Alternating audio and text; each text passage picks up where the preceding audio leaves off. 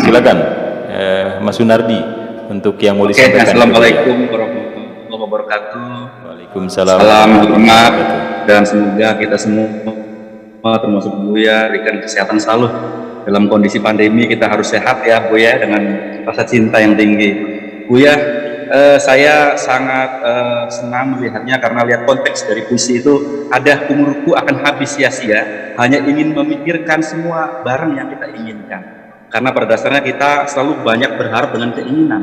Lalu ada jawaban dalam puisinya itu mengenai kerja adalah jalan bukanlah tujuan. Artinya keinginan itu adalah suatu jalan, namun bagaimana kita memikirkan untuk menuai tujuan. Yang paling saya penting yang untuk ditanyakan, Bu ya, izin, bagaimana cara merawat mengenai kejujuran tersebut atau kejujuran dalam hati, karena ini bicara tentang hati dan otak. Mungkin kalau hati dan otak tujuan sama perilaku ya mungkin ya Bu ya. Tentunya saya minta arahan dan petuah dari Ibu ya mengenai bagaimana cara merawat kejujuran tersebut, serta bagaimana mengendalikan keinginan, keperluan, kebutuhan. Artinya kita domain banyak ingin kaya, ingin bahagia aja keinginan Bu ya. Nah, kita mendefinisikan itu, mohon arahan dari Bu ya. Terima kasih. Akhir kata, wassalamualaikum warahmatullahi wabarakatuh. Waalaikumsalam warahmatullahi wabarakatuh. Merawat kejujuran dan mengendalikan si ingin. Iya, jadi ingin saya ulangi sekali lagi bahwa hati itu sifat dasarnya adalah jujur. Dia tidak berbohong dan juga tidak bisa dibohongi. Ya, hati itu tidak bisa bohong dan tidak berbohong dan tidak bisa dibohongi. Maka dabal fuadu mara'a, tidak bohong apa yang dilihat oleh hati. Dan hati kita akan jujur mengatakan, yang dijujurkan otak kita, perasaan kita, imajinasi kita, ingin kita, keinginan kita, gengsi kita dan sebagainya. Kan banyak piranti-piranti lunaknya dalam tubuh kita ini. Ya, softwarenya kan banyak banget yang diinstal itu. Nah, jadi artinya bahwa semua apapun yang kita lakukan, putuskan dalam hidup ini, itu ada proses dialog yang berkesinambungan antara logika dan roh kita. Antara hati dan logika itu berdialog dulu. Karena bagaimanapun juga selalu dikawal dengan logika ini. Jadi keputusan apapun itu selalu adalah hasil kompromi, hasil dialog. Akhirnya baru dikatakan keputusan. Saya memutuskan aku cinta kepadamu.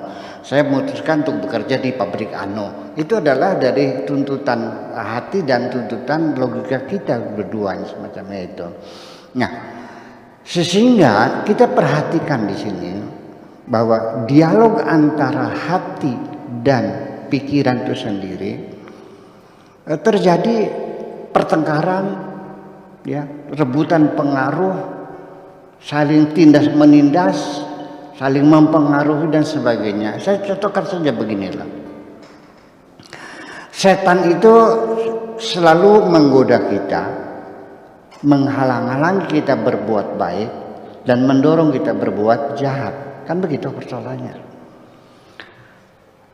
Nah, ketika suatu hari yang coba kita dengarkan bisikan-bisikan Tuhan ke dalam hati kita.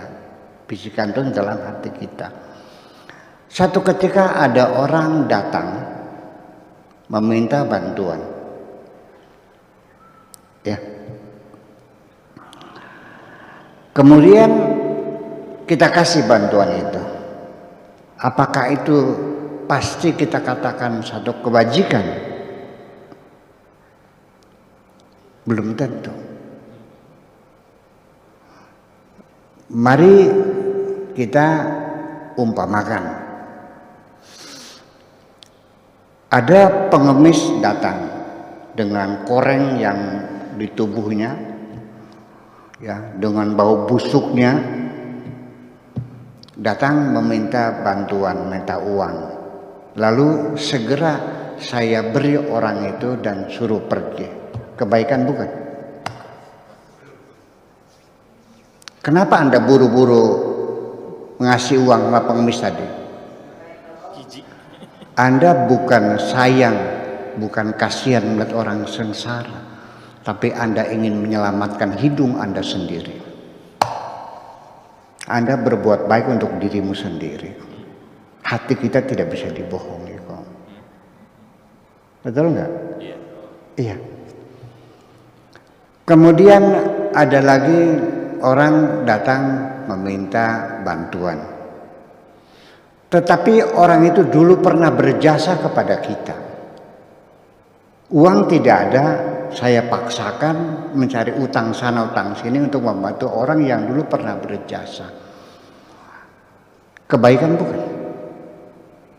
Hati kita tidak bisa dibohongi. Anda membayar hutang budi, bukan berbuat baik kepada seseorang. Betul nggak? Ketika yang datang minta bantuan itu orang yang dulu pernah menjahati Anda, di sini terjadi konflik. Hati yang baik akan mengatakan bantulah dia. Ya, dia sedang susah. Terjadi logika kita berimajinasi ke belakang, setan menarik pikiran kita untuk kenangan yang lama, dimunculkan lagi. Mau kau bantu orang semacam itu yang dulu memfitnah kamu, yang dulu menghinakan kamu, mau kau bantu juga. Itu bicara logika kita. Tapi hati kita bertahan, nggak ada urusan. Ya, dia susah. Sudah aku maafkan semuanya. Semoga Allah mengampuni dia. Itu kata hati kita yang baik semacam itu. Iya kan? Sampai ketika uang itu sudah kita siapkan. Karena dia butuh uang 4 juta. Kata setannya, kok banyak banget 4 juta kan 1 ton. 1 ton berapa kan 4 juta. Kalau 400 per kintal kan berarti 1 ton. Kok banyak banget sih. Ya nyumbang aja dah, separuh aja dah gitu. Kita masih diganggu. Ya, kita lawan lagi bisikan-bisikan semacam itu. Sampai ketika akan menyerahkan uang itu, masih ada lagi hawa nafsu yang menarik kita, si setan itu. Nanti diberikannya, nunggu kalau sudah tahunya udah banyak. Kenapa? Karena dia mencari popularitas, dia mengharapkan sanjungan, mau diselewengkan juga. Mendetail saya bicara semacam ini. Pertarungan tidak pernah selesai dalam diri kita semacam itu. Jadi jangan terburu-buru Anda menulis kebaikan-kebaikan Anda. Coba diperhatikan dulu. Ya, jadi artinya ketika Anda berbuat baik kepada orang yang dulu pernah berbuat baik, bisa dilakukan oleh siapapun. Tetapi ketika Anda berbuat baik kepada orang yang dulu menjahati Anda, hanya bisa dilakukan oleh orang-orang yang berjiwa besar. Terima kasih. Luar biasa. Ya Rasulullah, ya Nabi, laka syafa'ah, wa hadha matlabi ya Nabi, ya Rasulullah, ya لك الشفاعة